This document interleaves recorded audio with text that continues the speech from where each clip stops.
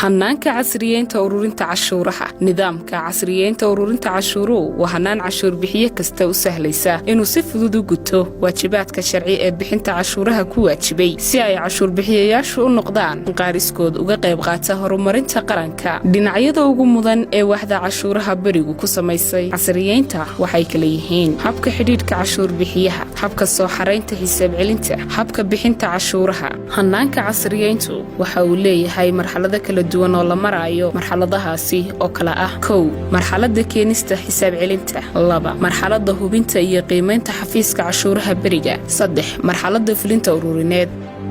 marxaladda keenista xisaab celinta inta lagu guda jiro marxaladan cashuur bixiyaha waxa looga baahan yahay inuu soo xareeyo xisaab celintiisa cashuureed isla markaana xisaab celintiisu waa inay buuxisaa shuruudihii looga baahnaa cashuur bixiye kasta waxa loogu diri doonaa fariimaha xusuusinta waqtiga bixinta email SMS iyo WhatsApp ugu yaraan cashuur bixiye kasta waxa la garaaci doonaa 3 jeer cashuur bixiye kasta oo la garaaco waxa nidaamka cashuuraha lagu reebi doonaa ballanta uu qabsado cashuur bixiyaha aan bixin wali cashuurtii ee ay soo dhawaatay muddadii ganaaxa uu waajibiyay xeerka cashuuraha barigu waxa loogu diri doonaa fariinta xusuusinta sidoo kale email SMS iyo WhatsApp inta lagu guda jiro marxaladan cashuur kasta waxa ay leedahay waqti lagu soo xareeyo xisaab celinteeda tusaale cashuurta macaashka ganacsiga iyo daaruhu waxa ugu dambeyn xisaab celinteeda laga rabaa 30 bisha Abriil ee sanad kasta halka cashuurta macaashka shaqaaluhu ay tahay 15 cisho ee ugu horeeya bil kasta bisha ku xigta bisha ay cashuurtu waajibtay cashuurta adeegga iyo alaabooyinka ee GST waa 22 cisho ee ugu horeeya bil kasta bisha ay cashuurtu waajibtay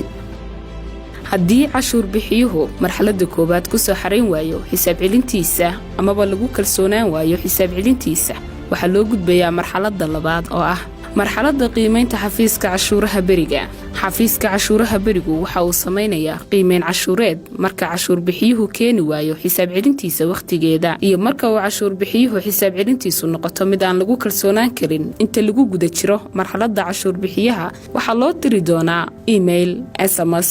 amaba WhatsApp iyo warqad cadaan ah cashuur bixiyaha aan ka soo jawaabin qiimeynta xafiiska cashuuraha bariga amaba aan rafcaan ka qaadan muddo 3 cisho ah waxa uu gudbayaa marxaladda saddexaad oo ah marxaladda fulinta awoodda ururineed ee cashuuraha xafiiska cashuuraha barigu waxa uu ku fulin doonaa awoodaha sharciga dhammaan cashuur bixiyaasha ka dhagaadayga bixinta cashuuraha tusaale ahaan cashuur bixiyaha aan ka soo jawaabin qiimeynta xafiiska cashuuraha bariga muddadii 30 cisho ahayd waxa uu la kulmi doonaa 1 ciqaab in loo gudbiyo ciidanka ilaalada cashuuraha si loogu oogo cashuur diid isla markaana la horgeeyo maxkamadda gobolka looguna xukumo amar diido 2 madani in cashuurtii iyo ganaaxiiba laga qaado oo dacwadda lagu oogo